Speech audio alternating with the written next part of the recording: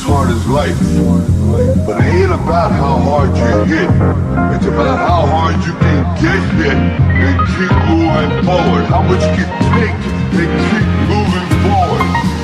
That's how winning is done.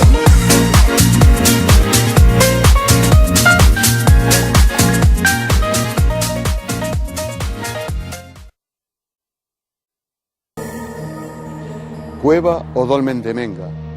Si bien la tradición popular puso el nombre de cueva, tanto en cuanto tuvo un uso como tal, nos encontramos ante una de las arquitecturas megalíticas más impresionantes de toda Europa. Justamente el dolmen de Menga, situado en una auténtica encrucijada de caminos que conduce y que comunica la costa del Mediterráneo con Andalucía oriental y occidental, y también con la Alta Andalucía. Además, habría que señalar la presencia de numerosos poblados situados justamente en los bordes de la cuenca, sobre pequeñas lomas de escasa elevación, que tienen un control visual de todo el entorno de la vega y, por supuesto, del dolmen de Menga. Estas poblaciones fueron los constructores de esta estructura tan sumamente característica de Antequera, una estructura que ha utilizado una materia prima muy especial. Esta materia prima son unas areniscas que afloran en el marco local, en el marco de la geología local de la ciudad de Antequera. Precisamente uno de los objetivos de estudio y de investigación, el origen y la procedencia de estas rocas que fueron empleadas para la manufactura del dolmen de Menga, caracterizado además por una estructura tumular que lo protege, lo rodea y lo fortalece. Los constructores de Menga emplearon estos grandes bloques de arenisca por tres razones fundamentales. La primera de ellas es por la gran abundancia de estos afloramientos en la geología local. La segunda es por la gran potencia de estos afloramientos que le permitieron obtener mediante un sistema de cantera la extracción de grandes y pesados bloques. Y la tercera razón, y también muy importante, es la situación de la paleotopografía del lugar, una topografía muy llana que facilitó el transporte de estos grandes bloques hasta el lugar del emplazamiento. Nos encontramos en el interior de la cámara del dolmen de Menga, en el que previamente hay que decir que hay al menos 3 fases constructivas. De hecho, nos encontramos en la segunda fase constructiva, y en el que cabe destacar los siguientes elementos. Estas losas verticales, que también se llaman ortostatos, son los que sostienen la cubierta de otras losas como las que estamos viendo arriba. En algunas ocasiones, como en otros dólmenes, hay elementos decorativos o artísticos, y en este caso vamos a referirnos al menos a algunos de los elementos que aparecen sobre esta losa vertical.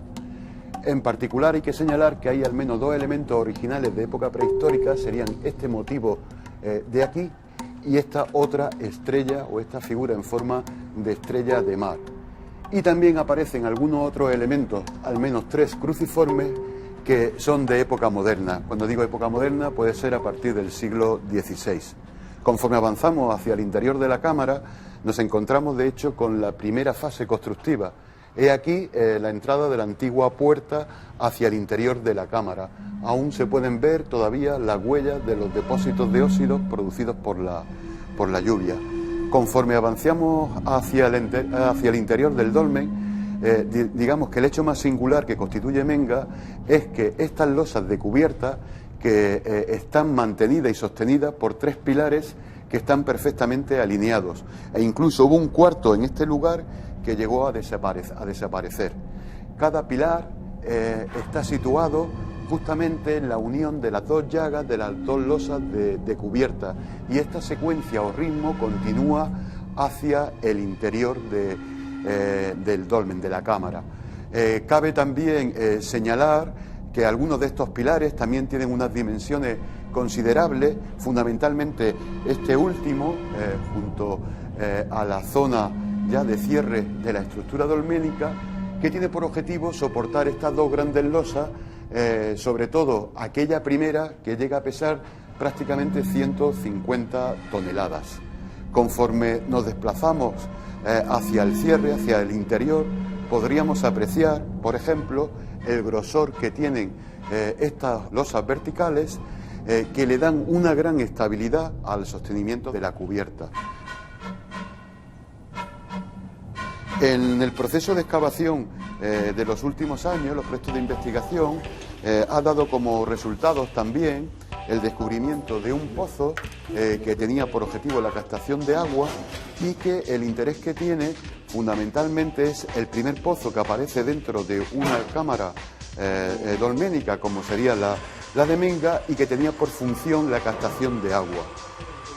Datar cronológicamente este pozo todavía es un tanto complejo y estamos en un proceso todavía de investigación que finalmente y felizmente terminará dentro de poco y podremos obtener datos mucho más objetivos.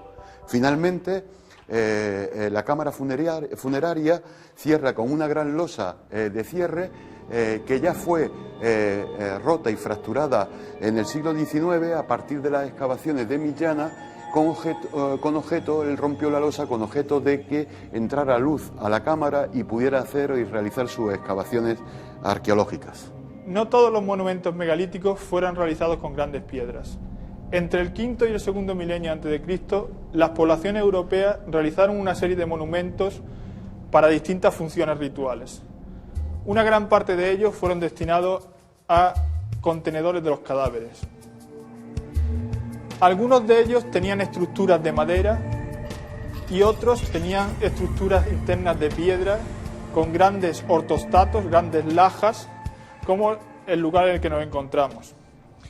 Menga fue construido aproximadamente a final del cuarto milenio a.C., según las últimas dataciones que hemos obtenido del poblado que fue sellado por su construcción. Previo a la instalación, a la construcción del dolmen, existía un pequeño poblado, un poblado muy característico llamado de Fosa, que fue desmontado e incluso el material de desmontaje de ese poblado fue utilizado también para la construcción de esta estructura dolménica. Estructura que tenía por objetivo, entre otros, el enterramiento colectivo de la población que se había agregado en el entorno de la Vega de Antequera y que se utilizó durante algún tiempo para este tipo de rituales.